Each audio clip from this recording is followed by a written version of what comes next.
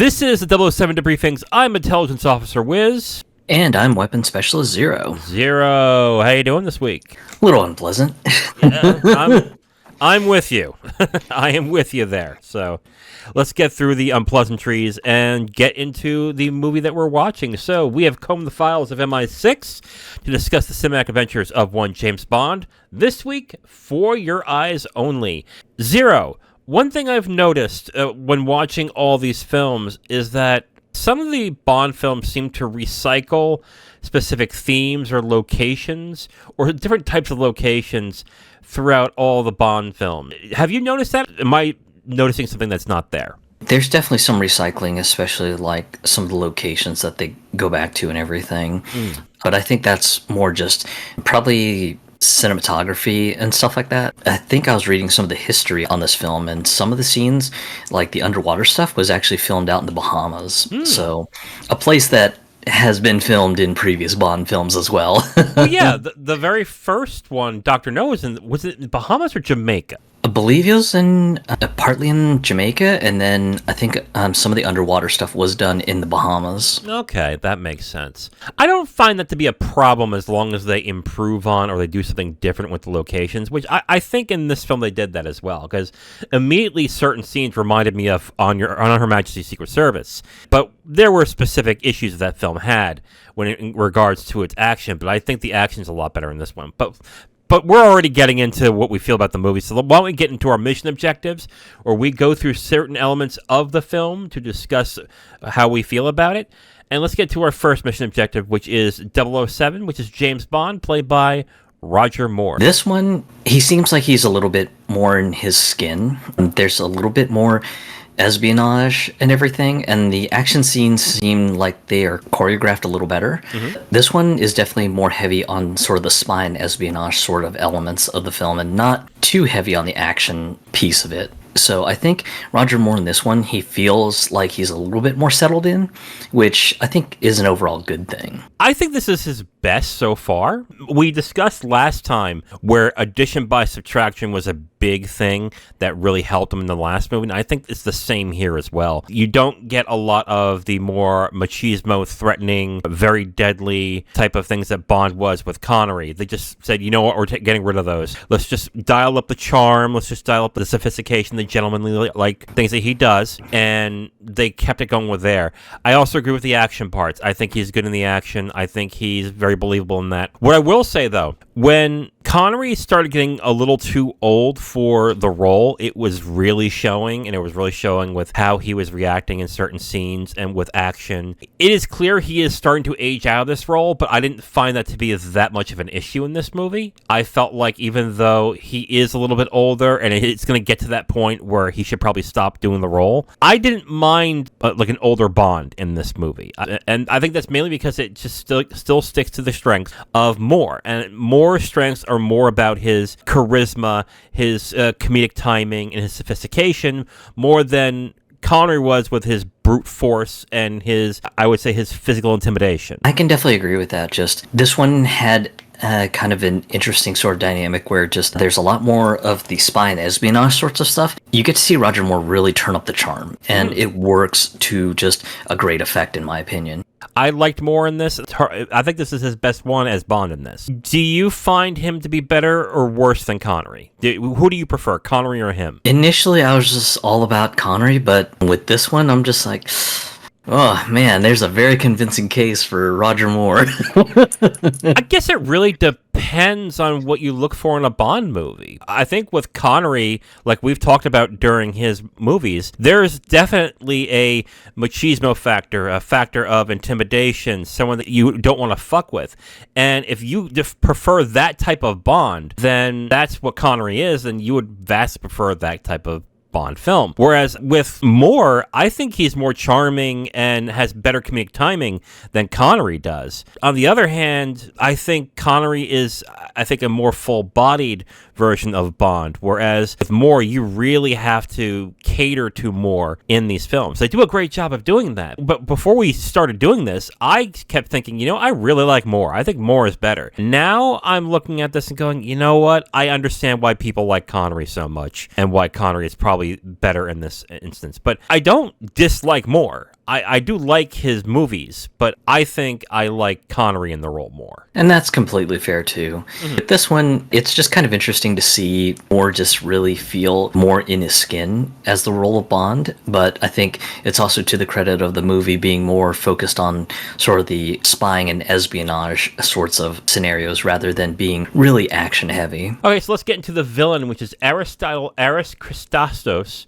played by Julian Glover. I probably butchered that last name. Christatos is interesting because he starts off seeming like an ally, and of course, just Bond kind of goes, yeah, you seem to know what's going on, and the other guy that I'm looking into seems like he's your business rival, so yeah, let me help you out. And then it isn't until later in the film, it's just like, surprise, I'm the one that you should be worried about. And then it sort of turns everything sort of topsy-turvy. The fake-out's done actually very well, and this is what I wish that Live and Let Die and Moonraker did with both of their villains. The only problem I have is I don't think they gave much in the way of a villain character in this. You just learn that, oh, that's the bad guy, and then that's kind of it, really. I think he's decent for what he is, and this is going to be another problem in another instance that we're going to have in here, but there's just not enough depth into this villain at all. By the time that you learn that he is the villain, he kind of just goes to the typical bad guy, kind of like, you're going to listen to what I say, or I'm going to beat you and kill you and whatever, and it's like, okay, well, that's not as interesting.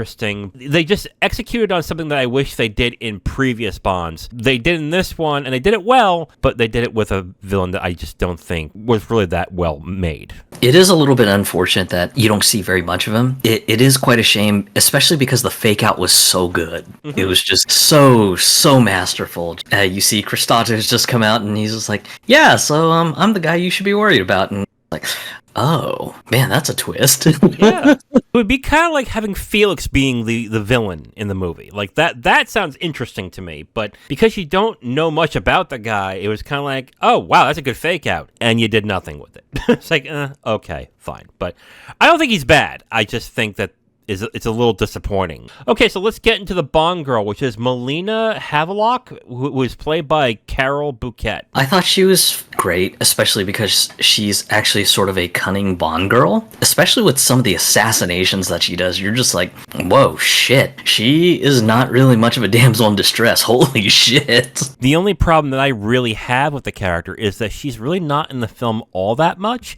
She kind of like dips in back and forth throughout the film, but there is a long stretch of time where she is not featured at all, which I think helps in the way of making Bond a better character. But when it comes to him being attached to Melina in this movie, she just kind of is there. Main issue that I have with the character in this one, because I agree there's elements of her that are really cool and that I really would like to see more of, but in this movie, they kind of just sprinkle her in back and forth on key scenes, and that doesn't work very well with her in the end of the movie. Especially what happens at the end of every Bond film, which is where Bond and her hook up and they have a tryst and whatever, where that seemed very forced in this one, because I did not sense any kind of romanticism or any kind of back and forth between the two of them. It was just like Bond trying to make sure she doesn't get herself killed, and her being like, fuck you, I'm going to do what I want. The end scene with the usual sex gag with Bond, I definitely agree with you. That one just felt just way forced. It was just kind of like, let's go skinny dipping, okay, and then just the usual gag of just Bond ignoring the calls from headquarters and everything. And what about having, hold on, I'm sorry. Well, what about having Margaret Thatcher?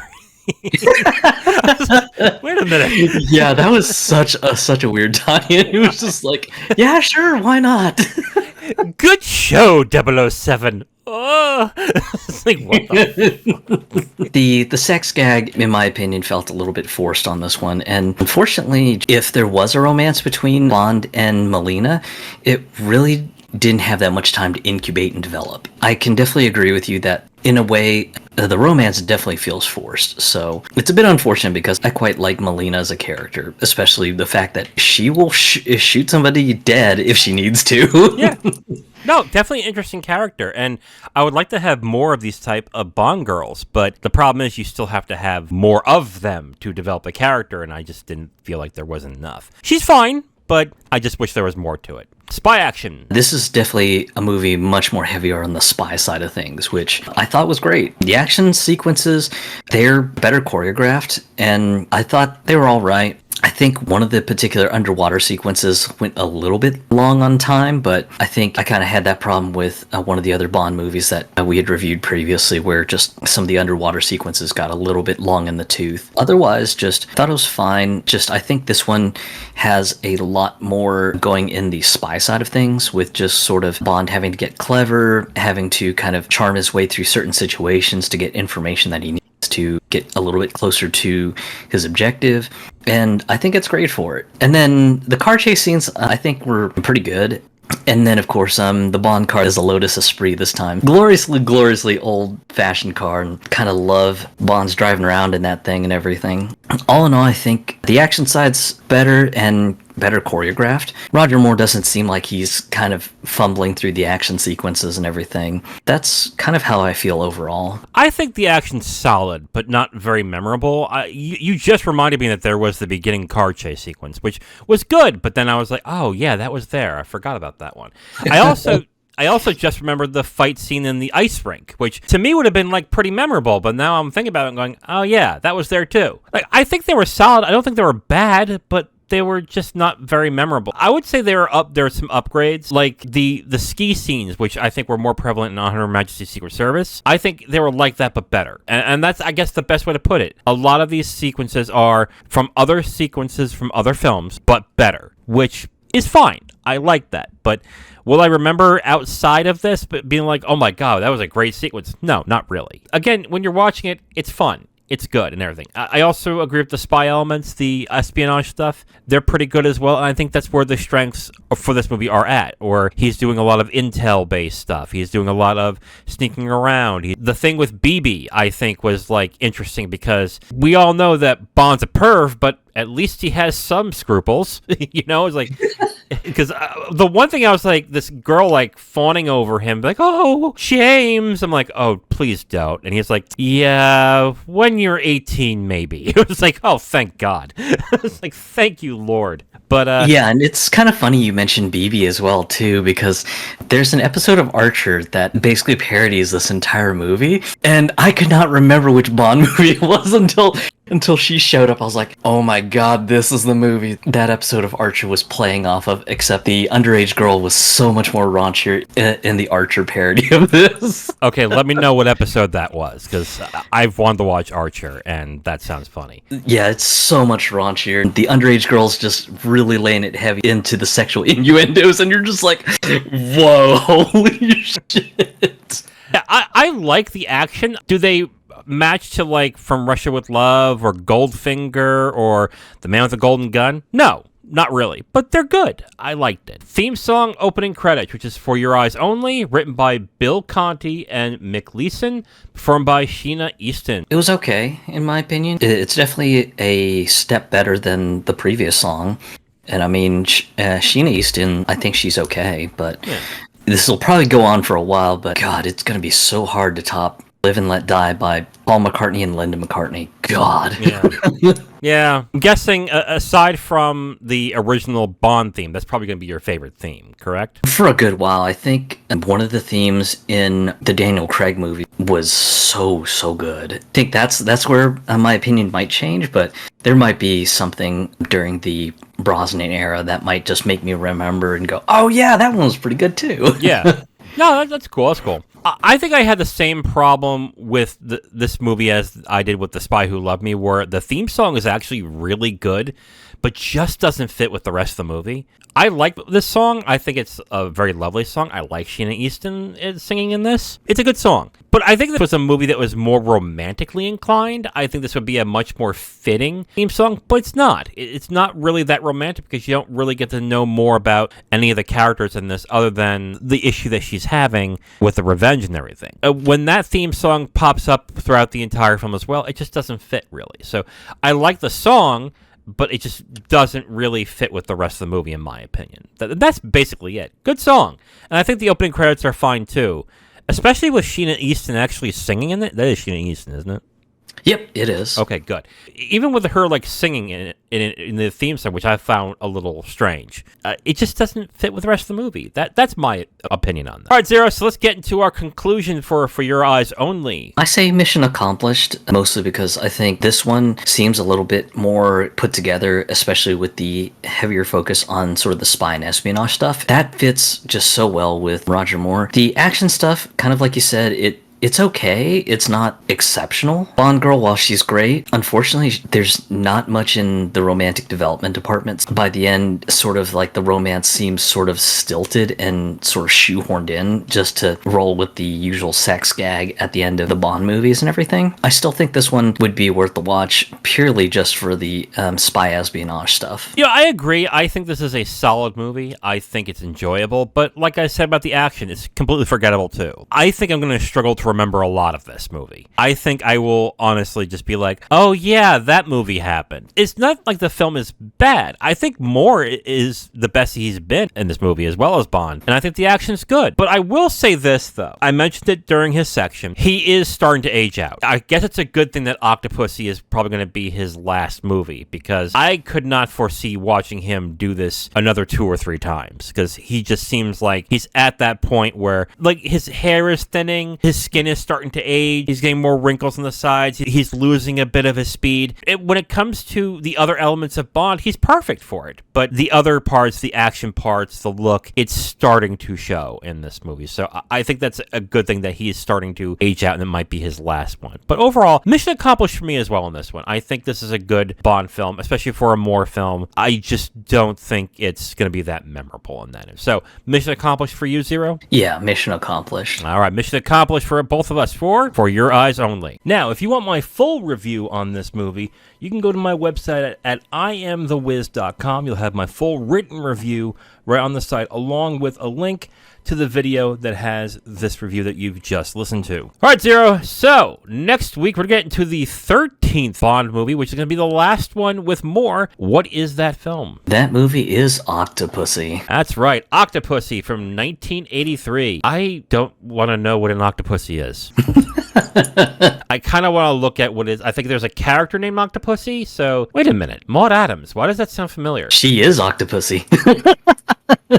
Yeah, okay, I get that. But, like, has she been in another Bond movie? Yeah, she played a different character, or in the movie Man with the Golden Gun. She was the one that got killed, right? Yeah, Andrea Anders, the helicopter pilot. So, hold on a second. Hold on. I'm sorry. We probably should get into this during the review then. Does she come back as that character as Octopussy, or is that just a completely new character? Completely different character, because in Man with the Golden Gun, she played Andrea Anders. Yes. Or never mind. Yeah, Anders was a completely different character. I'm mixing them up. Andrea Anders was a Scaramanga's mistress. Right. So she was the one that ended up shot a gambling parlor. Yeah. At the boxing match, I think. Right. Yeah. In Octopussy, she's a completely different character. That is weird. So they rehired another actress who is known from another movie, probably one of the more well-known Moore movies, to play a different character in another. Oh boy. Okay, let's see if that's distracting. I mean, it might not be that distracting. It might actually turn out very well. So, tune in next time where me and Zero review Octopussy. I'm Intelligence Officer Wiz. And I'm Weapon Specialist Zero. Talk to you guys next time. Bye.